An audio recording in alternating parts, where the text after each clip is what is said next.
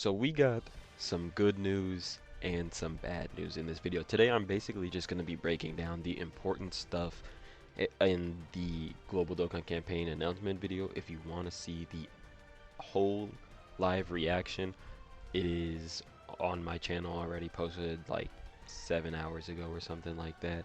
Go check that out at the end of the video. I'll make sure there is a quick link, like it'll show the thumbnail and whatnot, and you just click on it, go right to that video. Also, if you enjoy this one, please leave a like, drop a sub to the channel if you're new. Thanks for watching. Now, don't forget to do your chance time. Again, it's up to you how you want to do it. If you want to get all of them to guarantee you get 30 stones, do that. If you want to go all in, you'll get 105 stones if you get the number correctly. It is a 2 in 7 chance because they're selecting 2 of these numbers, and again, you get 15 stones per one. So I'd recommend you either just go all in on one of them and you either get 0 stones or again 105, and then remember there's 2, they pick 2 and you get 15 stones per ball. That's correct. Or you just choose one of each and then you get 30 stones guaranteed. It's a fun way of doing it, honestly. Like, you can screw yourself over and get nothing, or you can get lucky and get 105, or you can just guarantee yourself 30. It's a fun way to do it. I wouldn't recommend going like 4 here, 3 here, really. In my opinion, I'd just say again, 1 or 2 choices, basically it. So now that that's out the way, let's get to the important stuff. Basically, there was nothing in the announcement except for reminding us of the chance time. They talked about this event, which is really easy. They're adding to it, so that's cool. And then they get over to the theme, breaking through. This means nothing. Now, in the thing, Omatsu said breaking through the future, so we can actually play this real quick. You'll see the subtitles, you won't hear it, but they say breaking through. It represents the harsh fight of warriors who fought to break through the future. Now, if this is a full future celebration, that sucks. I'm sorry. Straight up, not my thing. Basically a redo of 2023, which in my opinion was not a great worldwide download celebration based off of the characters, animations. It just wasn't a great worldwide, to be honest. 2023 was quite a year, I'll say. They're just doing a redo of that when there's Daima to be available and put into the game. I don't mess with that, okay? I don't. And then again, we'll go over the later things, which makes me mess with it even less. But breaking through, and then he mentions breaking through the future by confronting powerful foes. Now, if he actually means future, or if this is just like a mistranslation or something, this could basically be anything in Dragon Ball. That's literally just Dragon Ball's whole thing is breaking through. So I'm gonna assume it's breaking through the future. So part 2 probably gonna get like a Trunks and 17 and 18 maybe. We're probably just gonna get 2 carnivals, because I'm gonna assume this first part's a dual Dokkan Fest based off of the character choices and what they are. So I don't know. The theme, breaking through the future, whatever. If this is basically, it could have just been Future Saga, anything in Future Saga, but breaking through the future. Interesting theme. By interesting, I mean this doesn't tell us anything, okay?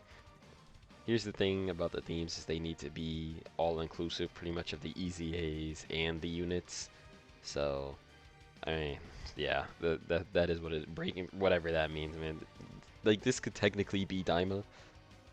Now, if we go look at the Daima characters, they are on time travelers. So breaking through the future, I guess, if you want to look at it that way. Again, if we go to time travelers, which is going to be right here somewhere, the Daima characters are on it. So I don't know if they're breaking through the future or not, but I mean, it could definitely be the case if that's how they want to look at it, because they are on time travelers, right? Again, I don't know how that works, how they're on time travelers. I'm not sure, but Super Saiyan 4 would be breaking through the future for sure, if that's what they want to consider that. So again, it's possible, but with it being a dual Dokkan Fest, not likely. Now, if we look at the characters themselves, right? They played this, whatever. We got some animations, so I'll play the animations real quick. I thought this was just the int one, but I'm pretty sure that is a new animation 100%. Now, You'll probably see something about that. And we'll talk about that right when we get the Vegito Blue animations or the Blue Goku and Vegeta animations. I should call it. I shouldn't even call them Vegito Blue anymore. So, again, we'll talk about that in this. Like, I thought this was the AGL Blues, but that's definitely new. That's 100% new. And then this is also new. So, hopefully we're wrong in what we've seen and heard. Okay, so they'll show the arts. All right, so we got the arts. These are our headliners for this next part. Again, being it that these are the units, I hope these are dual Dokkan Fest because of this character. Now, if they want to do this a Dokkan Fest and then this is a Carnival, perfect as well. But this is most likely going to be a dual Dokkan Fest. I see, again, just copying the 2023 Worldwide, which is very strange because that was a terrible Worldwide in my opinion. Bad animations, bad kits, like just everything about it. I mean, the content, a lot of people hated the Fuse Zamasu fights. The red zones were pretty boring, but the Easy A's were pretty mid too, so it, not exactly the best campaign to copy from. And they are just spamming Dragon Ball Super stuff. I know we got 2 Dragon Ball Saga things this year, or 3 this year actually, but for some reason they're spamming Dragon Ball Super. Now this is fine. This is actually, I'm okay with this. I'm hyped for this. This, not at all. I'm not, especially after what I learned, and again, we'll get into that like right now. So, hopefully, of course they're both tag characters. Hopefully, I don't need it to be a dual Dokkan Fest, but Rose, I do want Rose to be a Dokkan Fest for sure. That unit needs to be a Dokkan Fest. The Dokkan Fest of the part, or a Dokkan Fest in this first part. Whatever one it is, it's fine as long as Rose is a Dokkan Fest. And they have a good villain leader skill that encompasses a wide range of characters. Because villains need it. They don't ever get anything. They really haven't gotten anything this year. Tao actually was pretty good. But he's not, I mean, he is a villain. But he doesn't encompass all of the villains in the game. He basically just has the Earthling villains or just Earthling characters from Dragon Ball on his team. Which is fine. It works. But we do need an encompassing villain. Like, for example, and Broly last year had a lot of good villain teams you can run. You can run AGL Full Power Frieza. You can run, obviously, Broly's. You can run Janemba on his team. You can run, I don't remember who else, but you can run a lot of villains on his team, okay? He had a very good villain leader skill. Hopefully Rose and Zamasu have the same, especially being a tag character. They'll be on more categories. Now, speaking about Rose and this Blue Goku and Blue Vegeta, as we see Vegito Blue here, we'll talk about this. Shout out to Goresh, of course. Based off the wording, he says that it sounds like Fusion Zamasu and Vegeta will only be active skill attacks similar to the LR gods. That is, in my opinion, terrible. Yeah, I see a whole bunch of these. We Saiyans have no fusions. What's even the point? Yeah, I agree. I 100% agree.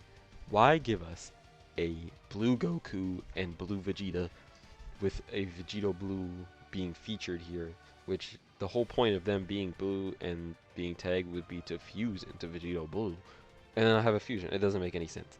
These moments are basically just leading up to being a fusion, and they're having them not fuse. It's the same thing as the Kale and Khalifa, the same issue I had with the Kale and Khalifa. Like, you're bringing these tag characters that should fuse, and then have them not fuse. The whole point of Kale and Khalifa is to fuse, and then they don't fuse. It doesn't make any sense. This is a fusion, I would like to call it a fusionless fusion character. Like, these guys are pretty much Dragon Ball Super, I see what people call Dragon Ball Super slop, right? And the whole point of this hype, quote unquote, is for them to fuse and be playable. When we want a fusing character, you want the fusion to be playable.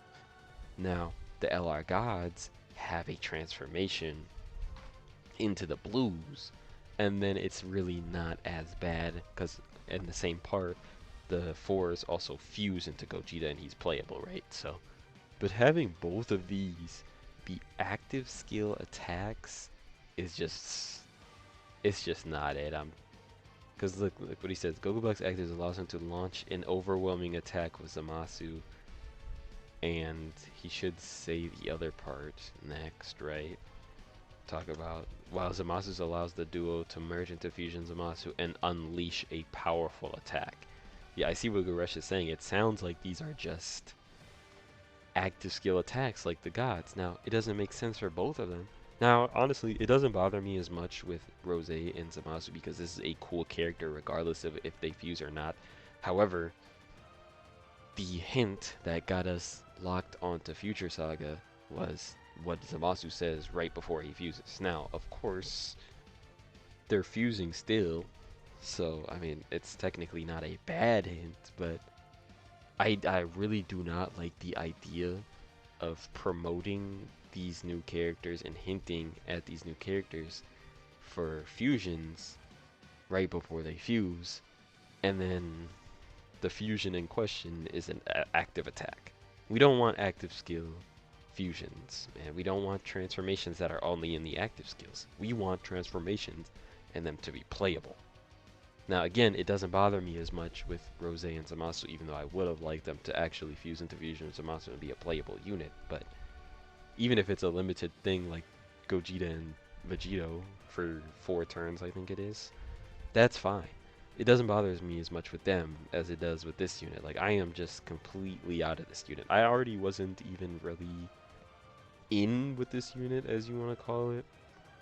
But now, especially with them not even fusing into Vegito Blue and being a playable character, yeah, I'm already out even more. And also, what I'm guessing this animation is going to be is the Goku, Vegeta, and Trunks, the Goku Kamehameha, Galagan, and then Masenko that they shot at Infinite Zamasu, which already doesn't look good in the show. I imagine it's not going to look good in the game either, so that's also unfortunate. And again, if they're just doing Kamehamehas and Galagans from the show, it's probably, I don't know. I'm not really excited for this character. And the last Blues unit scared me or scarred me with the animations, and I just don't expect their animations to look good because they really don't. That's man, that saga really has bad animations most of the time. Like for the show.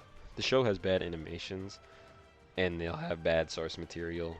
So hopefully they do something original and they're not just doing Kamehamehas and Galagans and their super attacks and they do more than that.